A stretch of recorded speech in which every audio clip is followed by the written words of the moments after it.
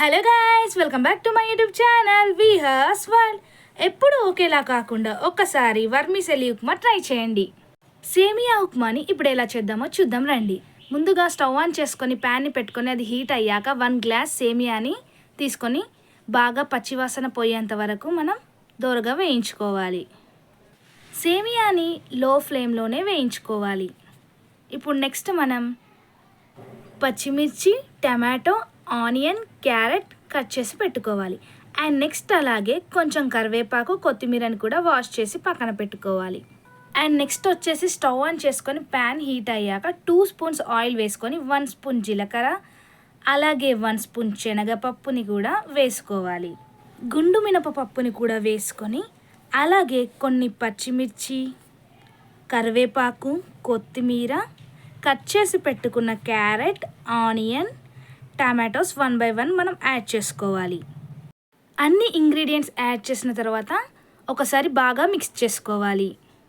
ఎప్పుడు రొటీన్గా చేసే రవ్వ ఉప్మా కాకుండా ఒక్కసారి ఈ వర్మిసెల్లితో ట్రై చేయండి. చాలా టేస్టీగా వస్తుంది సేమియా ఉప్మా. ఒకసారి తప్పకుండా ట్రై చేయండి. అండ్ ఇప్పుడు మనం కొద్దిగా సాల్ట్ని కూడా వేసుకోవాలి. ఎందుకంటే మనం వేసుకున్న ఇంగ్రీడియంట్స్ సాల్ట్ వేసుకోవడం ద్వారా మనకి కొంచెం తొందరగా కుక్ అవుతాయి. సాల్ట్ వేసుకున్నాం కదండి, ఒకసారి బాగా మిక్స్ చేసుకొని నెక్స్ట్ ఇప్పుడు మనం ముందుగా ఏ గ్లాస్తోనైతే వర్మిసెల్లి తీసుకున్నామో అదే గ్లాస్తో ఒక 1 గ్లాస్ వాటర్ని వేసుకోవాలి. అలాగే టేస్ట్కి సరిపడా సాల్ట్ని కూడా వేసుకొని ఒకసారి మిక్స్ చేసుకొని దాని మీద లిడ్ని పెట్టుకొని ఒక 5 మినిట్స్ మనం లో ఫ్లేమ్లో బాయిల్ అవ్వనివ్వాలి. వాటర్ బాయిల్ అయిన తర్వాత మనం ముందుగా వేయించి పెట్టుకున్న వర్మిసెల్లిని వాటర్లో యాడ్ చేసుకోవాలి.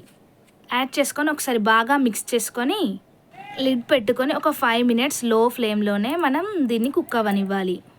5 మినిట్స్ లో ఫ్లేమ్లో కుక్ అయిన తర్వాత మనకి సేమియా ఉప్మా రెడీ అవుతుంది. మీరు కూడా ఒకసారి ఈ రెసిపీని తప్పకుండా ట్రై చేసి చూడండి. ఎంతో ఈజీగా 15 మినిట్స్ లోపే మనకి ఈ రెసిపీ రెడీ అవుతుంది. బ్రేక్ఫాస్ట్కి సేమియా ఉప్మా చేసుకుంటే చాలా టైం సేవ్ అవుతుంది. Thanks for watching this video till the end.